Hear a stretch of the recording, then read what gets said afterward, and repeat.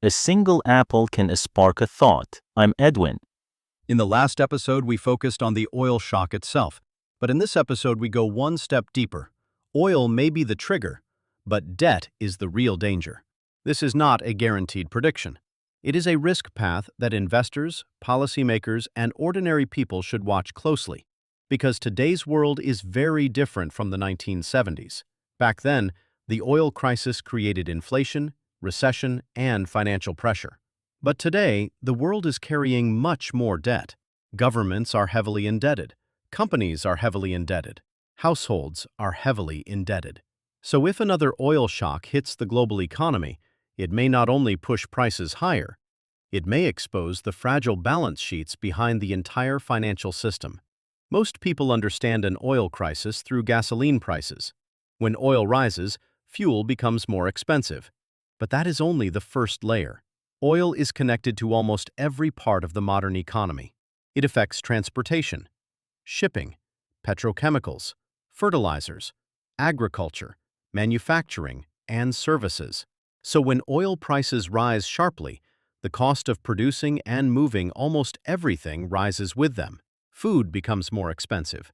Transportation becomes more expensive. Industrial materials become more expensive. Companies face higher costs. Families face higher living expenses. For ordinary families, this crisis does not begin with bond yields or central bank policy. It begins with higher fuel prices, higher grocery bills, higher rent pressure, and less money left after basic spending. At first, people feel it at the gas station. Then they feel it at the supermarket. Then companies feel it in their profit margins. And finally, the financial system feels it through debt repayment pressure. This is how an oil shock enters daily life. An oil shock does not remain inside the energy market. It spreads. When oil and natural gas supply becomes unstable, the impact moves into basic chemicals, fertilizers, pesticides, logistics, food production, and industrial activity. That means the whole supply side of the economy becomes more expensive. This is important because inflation caused by energy shortages is different from normal demand-driven inflation. It is not because people suddenly become richer and spend more. It is because the cost of producing goods rises. And when production costs rise, companies have only a few choices. They can raise prices, they can reduce profits, they can cut investment, or they can cut jobs.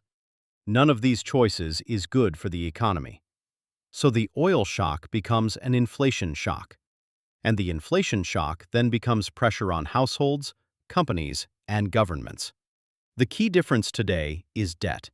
Over the past several decades, the global economy has lived through a long period of falling interest rates. When interest rates were low, governments borrowed more, companies borrowed more, households borrowed more. Low rates made debt look manageable, but that world may be ending. If oil prices push inflation higher again, central banks may not be able to cut interest rates easily. They may even have to keep rates high for longer. That creates a serious problem. Debt was accumulated in a low-rate world, but repayment may now happen in a high-rate world. This is the mismatch, and this mismatch is the real bomb. Because when living costs rise, families have less money left to repay debt. When corporate costs rise, companies have less cash flow to service debt. When government borrowing costs rise, fiscal pressure becomes heavier. So the oil shock is only the trigger. Debt is the bomb underneath the system. This crisis also connects to the value of the dollar. Gold reflects confidence in paper money. Oil reflects the cost of the real economy. When both gold and oil rise together, it may signal pressure on both the monetary system and the supply system. Since the third quarter of 2022, gold has moved into a powerful bull market. This can be understood as part of a broader dollar value reset. But if the dollar falls alone, the United States could face serious problems. Domestic inflation could rise sharply. Foreign investors could reduce their holdings of dollar assets. And U.S. Treasuries could face stronger selling pressure. So a different adjustment may happen through the global supply side. If oil prices rise, the cost of supply rises for many countries at the same time. In that situation, many currencies weaken together. This reduces the pressure on the dollar alone. That is why an oil shock is not just an energy event. It is also connected to currencies, inflation, and sovereign debt. This is why the Middle East matters so much. If conflict in the region disrupts oil supply, the impact can spread quickly across the world. Europe and Asia are especially vulnerable because they depend heavily on imported energy. If oil prices rise sharply, their economies may face stronger pressure than the United States. That can support the dollar in the short term, even during a crisis. This is why, after a major geopolitical shock, the dollar may rise instead of fall. But the deeper issue is duration. A short oil spike may hurt markets, but it may not change the global cycle. A long oil shock is different. If the conflict becomes prolonged, oil supply risk becomes structural. Then inflation becomes harder to control. Interest rates stay higher for longer. Debt pressure grows, and the chance of a broader economic crisis increases. The AI boom is not only a technology story, it is also an energy story and a financing story. Large technology companies are spending enormous amounts of money on data centers, chips, computing power, and energy infrastructure. This expansion depends on several conditions: cheap capital, stable electricity, advanced chips, and strong cash flow.